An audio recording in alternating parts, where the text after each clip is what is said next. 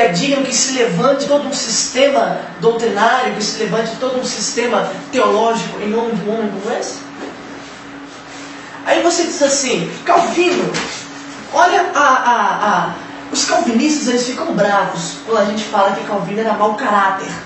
Mas olha o que Calvino escreve nas suas cartas. Ele, debatendo teologicamente, ele diz o seguinte: aqueles que não creem na minha doutrina, palavras de Calvino, ele diz, são dementes, são porcos, são mentes pervertidas, são cães virulentos que vomitam contra Deus, são estúpidos, são inimigos da predestinação, são espíritos desvairados, são bestas loucas, gentalha, parece o Kiko do Chaves, né? Gentalha, espírito ignorante, besta, cão, porco, perverso.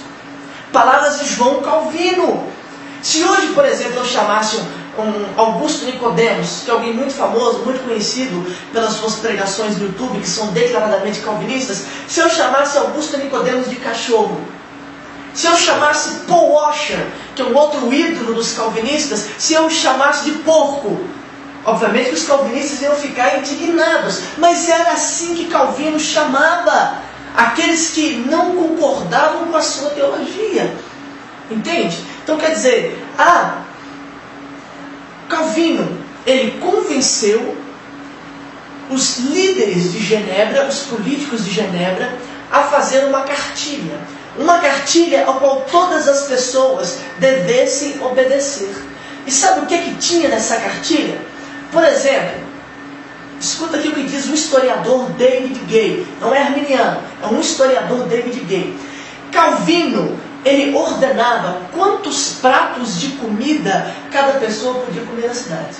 Por exemplo, além dessa questão de regular a quantidade de pratos de comida que um cidadão de Genebra deveria comer, Calvino também ordenou o seguinte, que todo cidadão de Genebra devia obrigatoriamente frequência às igrejas. E detalhe, Calvino, ele ordenou ao Estado que o Estado custeasse a monta de uma guarda de vigilantes. E qual seria o trabalho desses vigilantes? No dia do culto, na hora do culto, eles iriam de porta em porta para ver se as pessoas tinham ido para a igreja ou não. E se as pessoas não fossem na igreja, elas seriam punidas por isso.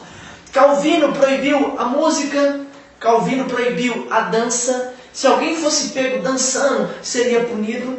Entre outras coisas, ele ordenou que toda a imprensa fosse censurada. Eu gosto de ver muitos hoje calvinistas criticando o cerceamento da imprensa, e é óbvio que isso deve ser criticado, mas Calvino foi o maior opositor do seu tempo à liberdade de expressão. Não podia haver literatura em Genebra que não fosse a literatura calvinista. Não poderia haver jornalismo em Genebra a não ser aqueles permitidos por Calvino. Quer dizer mais? Calvino ordenava quais os livros que poderiam ser lidos e quais os livros que não poderiam ser lidos. Calvino, ele limitou até mesmo os juros no empréstimo. Ele deu uma ordem que os empréstimos dos juros fossem limitados a 5%.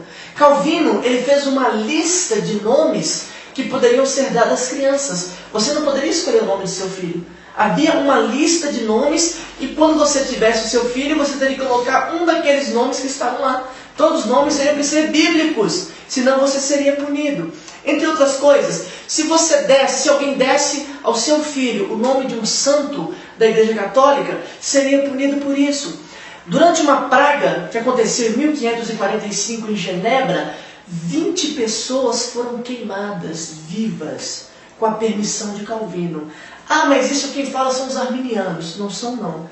Até mesmo os calvinistas que são sinceros, que são honestos intelectualmente, reconhecem isso.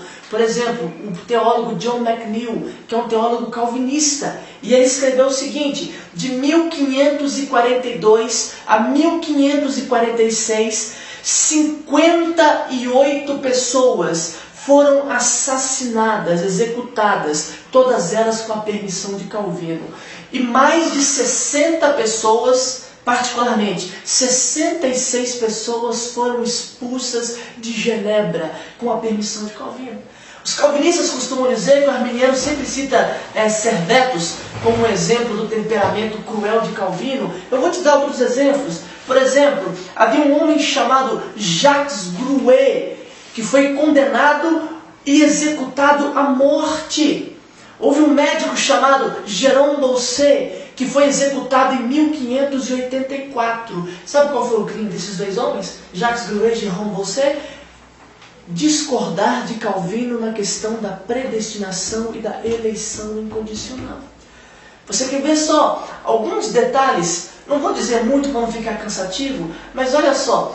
Em março de 1537, os remonstrantes era o nome que se dava aos seguidores de Jacobo dos Armínios. Em 1537, os anabatistas foram expulsos de Genebra.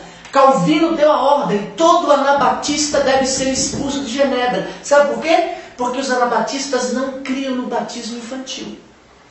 Eu perguntei para o calvinista um dia desses: você batizou seu filho? Ele disse: não. Eu disse: você deveria ter batizado, porque Calvino ordenava o batismo de crianças. Calvino, ele acreditava na regeneração batismal, na salvação através do batismo, que é a mesma doutrina essencialmente da Igreja Católica. Que se você não for batizado quando criança, os seus pecados não serão remidos. Calvino acreditava nisso, por isso expulsou os anabatistas da cidade de Genebra. Em abril de 1537, Calvino ele fez essa confissão que eu disse, dizendo quais seriam as regras a serem obedecidas em Genebra.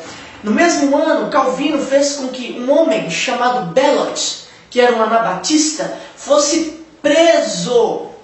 E ele foi acorrentado e torturado. Não só com a permissão, mas a pedido de João Calvino. Pelo simples fato de ele não crer na regeneração batismal. Em abril de 1540,